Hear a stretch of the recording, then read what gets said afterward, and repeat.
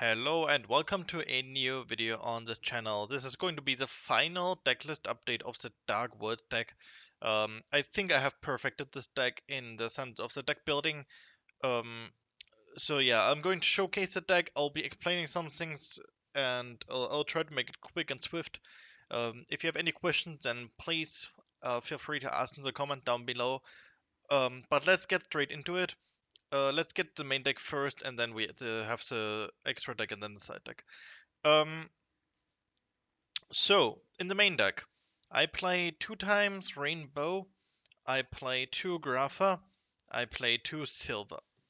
This is the main ratio of the bigger monster. Then I played 3 Snow, 3 Genta, and 1 Cerulli. And this is all my Dark World card, and as you can count, these are 13 Dark World cards. It's not that many monsters, that are not that many, but I've been loving this ratio and trying to figure out if I put like one more Rainbow, if I put one more Cerulli, if I put one less Silver, etc. But no, this ratio worked perfectly for me. Then for the Danger package, I have one Bigfoot. I run 3 Nessies. I run 3 Mothman. I run one Chupacabra, one Tsuchinoko, and one Jackalope. This is a danger package. It's 10 cards, as you can see. And then I have 2 cards that are like quite, yeah, extraordinary. One is Unchained Soul of Shavara, and the other one is Blackwing Sephiroth the Elite.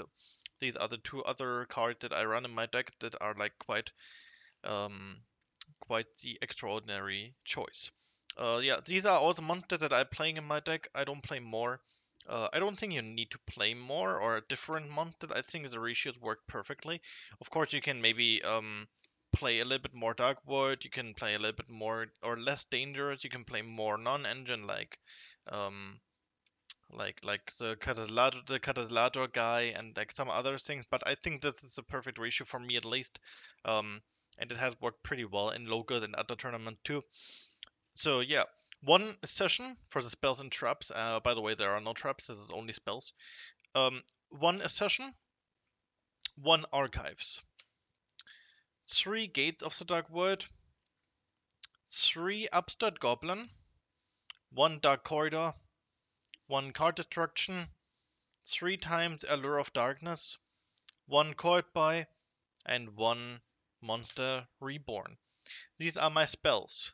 Um, so yeah, as you can see, we have a lot of draw power in the middle here, and also these 2 and archives. Also, it's all draw power, and yeah, the random cards like the Monster Reborn. I'm going to explain that in the second half of the video. Then we have 1 of Dark Corridor. I don't think it's worth running this card more than once because it can break very heavily. For example, if you have Dark Corridor and let's say it's another Dark Corridor and you have um, 2 Rainbows in your hand and 1 danger, right? And you danger and then you get, um, for example, the Rainbow. Of course, you can combo a little bit then. You can get the Silver or the Grapha in the hand. But it's still not like worth anything, right? And if you throw danger away with that, for example, Bigfoot, and Bigfoot does nothing in the first turn, then you're fucked because you can only activate one of these, and the other one stays dead in your hand, and I don't like that at all. So I have been trying to refuse to play more than 1 dark corridor, and it has worked out very well for me. Um, yeah, and 3 upstarts, 3 allure of darkness just for the draw power for the gas. It's really really strong. Um, if you go uninterrupted, you create a board that's unbreakable, by the way. In like 99% of cases, I've never really failed to create like some kind of unbreakable board. Let's say 95% of cases I create an unbreakable board if I go uninterrupted. Of course, you lose hard against Draw and Lockbird, and there's nothing you can do against that. You kind of lose against Shifter, but you can still do something about it. But I do have options against Draw and Shifter in the side deck. I'm going to talk about that in a second, but first of all, we come to the extra deck. Because the extra deck is the bread and butter of this deck, at least of my version of the deck, because I've been breaking every board. I have been breaking every single board. I'm like pretty unlucky when it comes to dice rolls. Normally it should be 50-50, but I'm pretty unlucky with my dice rolls. So, yeah, but I've been breaking a lot of boards. So I'm going to show the extra deck And what's it all about? We have one Grapha, two Grapha. Two Grapha fusions. We run one Zombie Stein. For the Omni Negate, we run one Dugar as a Timeless. We run Underworld, Goddess of the Closed World, one Appaloosa.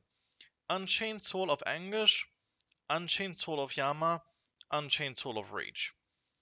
Then we play one Nightmare Unicorn, we play one Dark, we play Akashic Magician, we play Mudcrack of the Underworld, and SP Leather Knight and IP Masquerena.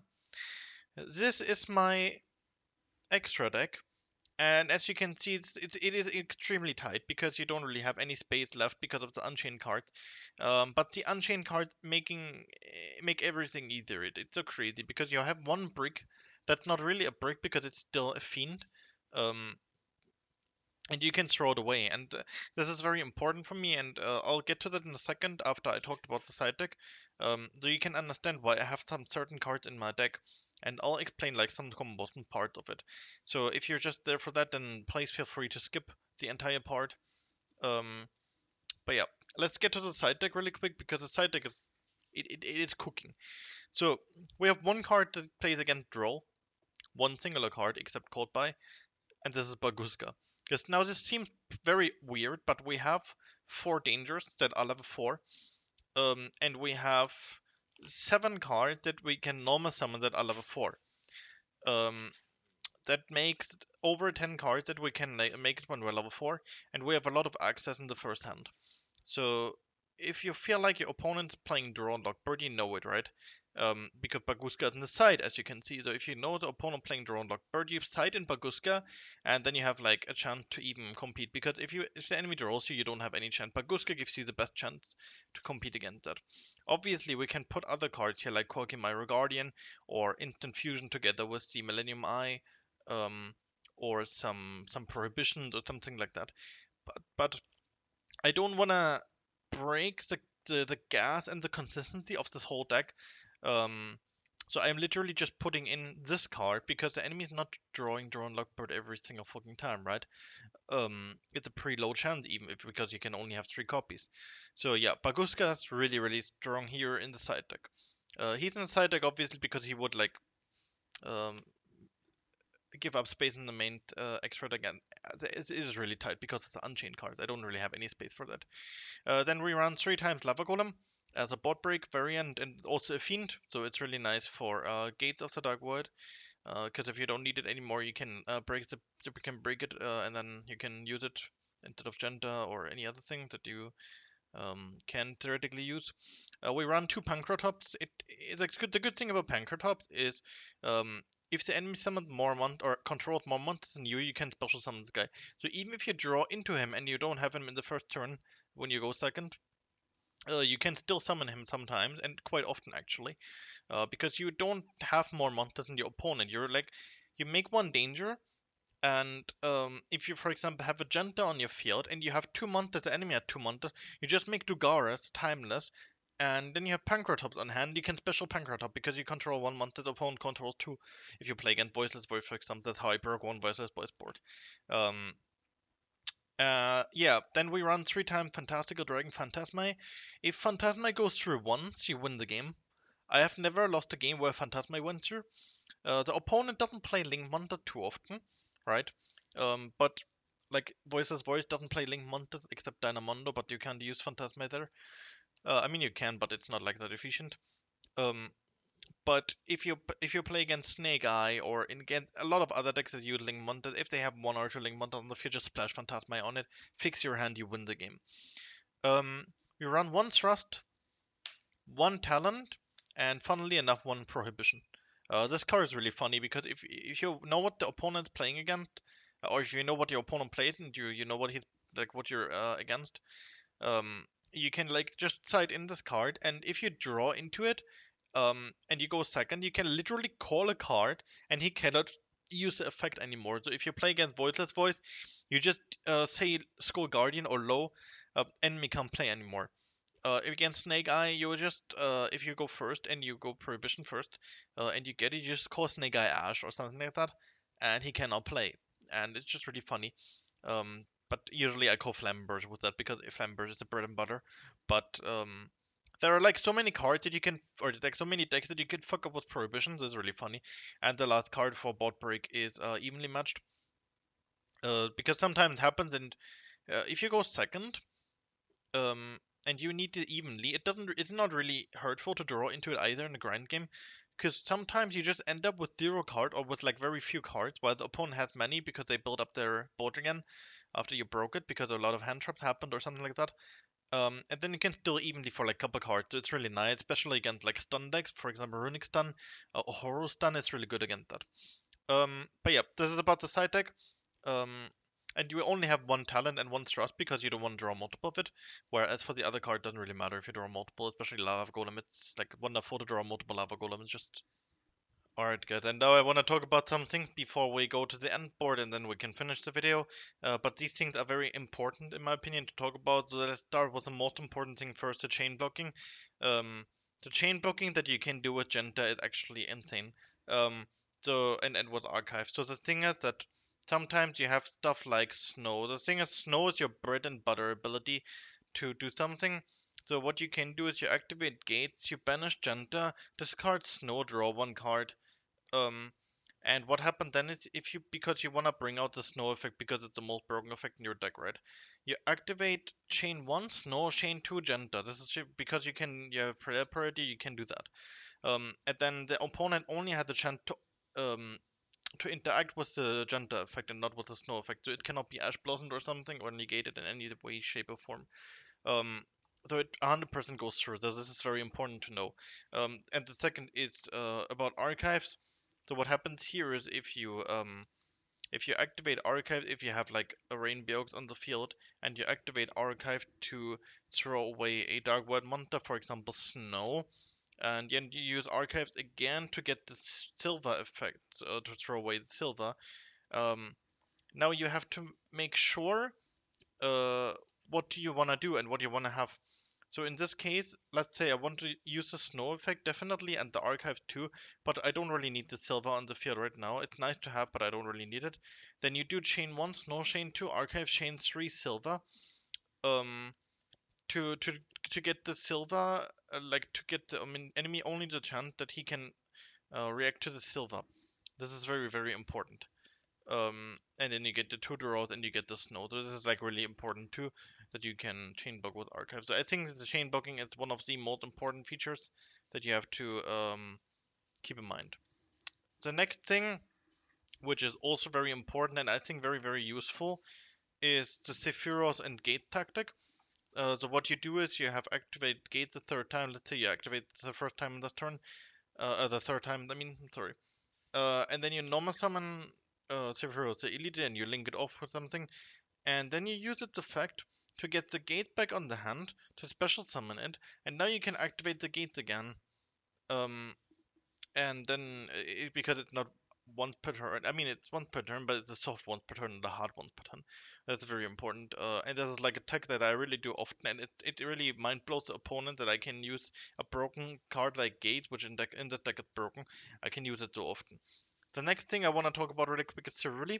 A lot of people seem to forget this wonderful card. So what everyone knows is that with the Ceruli and the silver, you do the silver loop, right? Everyone knows that.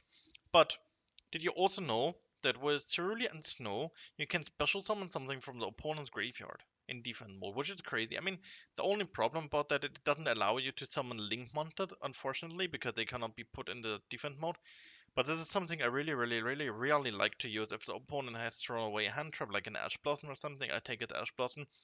Or if it's turn 2 and you break the board and you just take something with Snow, it's really awesome.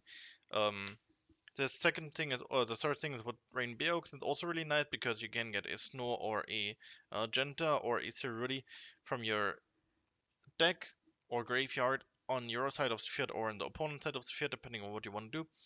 So this is really nice too. And lastly, but not least, the Grapha. The second effect of Grapha is really just funny. You look at, or you don't look at the opponent's hand, but you choose a random card on your opponent's hand, and he has to reveal it to you. And if it's a monster, you can special summon it on your side of the field, which is like really funny. So I think it's really important to keep in mind it's a really effect because I actually use the Rainbow and the Snow effect quite often. Actually more often than the Silver. because it just looks like so much better in a board break approach, for example, rather than hand looping the opponent for maybe 2 hand traps that you don't really care about. That's really funny. And the last combo or something that I really want to show you. I forgot one card here, which is session. Um, there are multiple ways of putting the Shavara on the field, and was multiple efficiently, there are multiple layers. So let's think of our board as how many link we have here, right? So if we have 0 cards on the board, we have link 0, right? If we have this guy, we have link 1. If we have this guy, we have link 2, right? So let's think like that. So you can activate the accession to get it back on the hand by throwing away a Dark Void card, um, or Dark Void monster. And when you do that, you can set the accession and pop the accession with Shavara, and then the accession on the grave, and you special summon Shavara. Nice. Now you have, instead of link 0, you have a link 1 on the field, which is really nice.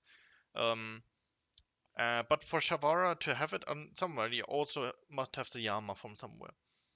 So you have the Yama on the field and the Shavara. This makes it link 3, which is really nice. Um, but let's say you also used Mudcracker, right? Um, there's a funny combo here, that you can use the Mudcracker effect to get something. So let's say you have Yama on the field, now you make Mudcracker. And for these two you needed 4 monsters, right? So let's keep that in mind. Now we special summon something from the grave. For example, let's do the crazy combo. We discard Silver to get Silver back to, now we have Link 6, by the way. We don't really, because this guy is Link 0 in the turn he's Link summoned, because he cannot be used as Link material. That's very important to note. But what we can do now in this case, we can just pop the Mudcracker for the Shavara. Now we have Link 5, right? If we use the effect properly. But even without, we have Link 3 now, which is really better than, Link 2. And even more crazy, it's a combo when you have Yama on the grave already. So what happens here is you have Link, right now you have Link 0, right? Now we activate Shavara to pop Mudcracker. So we are link 1 right now, and then we use the effect of Yama, banish him from the grave to special summon the Mudcracker. And because now the special summon overrides the link summon, we can use Mudcracker as link summon now, which is really, really crazy because now we have link 3. So we came from a link 0 board to a link 3 board. The only bad thing about this is we get rid of the Yama in the grave for the effect, but sometimes it's really better than, not using it at all. Or not being sure if you need it in the enemy turn. This is like something I really like to do with Shavara, and it's really strong. Um, and yeah, I think it's important to know. But the the thing that I want to talk to you guys about in the last part of this video is the end board. What kind of end board are you ending up with, right? Because it's important for some people. They want to see the end board. They want to see the thing. So let's start with the most crazy thing that you can build. And it's even legitimately, because you can quite always do it when you get like really nice draws and like with a dangerous. You have a gate, you have a graph, you have a zombie stein, you have an Appaloosa with 3 or 4 mats, you have a rage here, you have a Yama in the grave, you have a Mudcracker here, and you have an IP Masquerena here. So that is literally, together with the session that you have set, that is the craziest board you can put up, in my opinion. And also, obviously, on the hand, we have a Grapha and a Silver. That is the most broken board slash hand you can have. And there's really nothing that is more broken than that. So this is something you can already like look forward to if you are really, really good. This is the maximum board you can put out. Um, Anyways, let's not go from the max, because this is like very rare that you get the max, because Appaloosa you usually do it in the enemy turn, and not in yours. You do it in the enemy turn with IP Masquerade, and I'll show you how. Because usually you end up with this kind of board, uh, because this saves you 3 to 4 summon depending on what you use for the Appaloosa. Um, and this board is quite easily achievable, to be honest, if you go uninterrupted. This is very easily achievable, by the way. You still have the Yama in the grave, and let's say you have like a random, I don't know, Rainbow Oaks, for example, in your field. So what happens here is, and it's really crazy, because let's just count, because this board is actually like normal board that you get. Let's count the interruptions that we have without the graph in the hand, because it's kind of unfair to keep the graph in the hand too. Because it's a random, because the silver you get quite often, but the graph you don't really have it on your hand that often anymore. So let's count the amount of interruptions we have. We take one monster with rage, and the enemy monster, so that's one interruption, right? We make SP Little Knight, which is two interruptions because of the effect. Then it also has a tag out effect, so that's three interruptions. Then we have the zombie stand, which is four interruptions. Then we have the IP Masquerena, which with these three monsters makes an SP not an SP Knight, an Appaloosa with three materials. So that's 1, 2, 3, 4, 5, 6, 7 interruptions. Now we use Grapha, it's 8 interruptions. Silver on the Grave, 2 Silver Hand Loop for 2, 9 interruptions. And then we can chain a session for the 10th interruption to make another Grapha. So you have a lot of fucking interruptions here that you can use. And yeah, that's like the usual interruption that you have. And you may be thinking now, well, wait a second, Mr. Tsenoy, wait a second. If you have all of that shit here, right, is your board not very, like, susceptible to something like a Dark Ruler no more, right? Because this hand, like, this build seems really bad against Dark Ruler. It doesn't matter because we have Zombie Stand. Zombie Stand is literally fucking broken. So again, Dark Ruler no more. Monsters cannot use their effects in reaction to the Dark Ruler, but we can use spells. So what we do here is, if he Dark Rulers us, what we can do is we chain a session to summon Grapha, targeting the Grapha in the grave or in the hand or in the field, depending on what you have. And for example, the Rain Beox here, we banish it. And then on the assertion, you chain Zombie Stein, targeting Dark Ruler no more. Put it in defense mode, get rid of the Cerulean or something, and then you dodge the Dark Ruler. It's actually hilariously crazy, and I've used it a couple times. It's crazy, it's funny. People are like, what the fuck? How did you do that? And then obviously still have all these interruptions. What can you make with the IP Masquerena? Um, you can make Underworld God of the Closed World. You can make Nightmare Unicorn. You can make an Akashic Magician if you want to. It's funny, but don't really need it. You can make an SP Little Knight, and you can make an Appaloosa, obviously. The target that I use most often for the IP Masquerena are Appaloosa and Underworld God of the Closed World. And the target that I use for Rage most of the time are Nightmare Unicorn, SP Little Knight, SP Little Knight being 90% and Nightmare Unicorn 10%. If I need to something to shuffle back into the deck. But yeah, this is the end board. Um, I don't want to bore you too long with it. I think this is absolutely crazy, and you still, after all of that, you still have the Yama in the grave to revive a monster, um, which is Fiend from your graveyard. So this is like absolutely hilariously broken. It's really funny. But yeah, thank you for watching this video. If you have any questions, if you want to see some test hand and see some combos, be sure to leave a comment down below. I can make such a video too, if you're interested in that. But for now, thank you for watching. Thank you for being so interested in Dark World. I think it's a very, very funny and nice deck, and it's really, really fun to break the board with Dark Worlds, especially with my version of it. And yeah, if you have any questions, then leave it down in the comment below too. And until then, I wish you a great morning, evening, night, wherever you are, and whenever you watch that video. Goodbye.